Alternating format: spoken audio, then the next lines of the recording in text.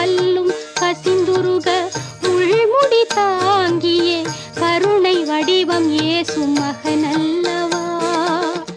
தொல்லுலகில் பாவ சுமைதனை சிலுவையாய் தோளில் சுமந்தவர்க்கு தாயல்லவா. தொல்லுலகில் பாவ சுமைதனை சிலுவையாய் தோளில் சுமந்தவர்க்கு தாயல்லவா. அன்னை நீ எனக்கொரு வரமருள்வாய், ஆரோக்கிய மாதாவே அருள் புரிவாய்.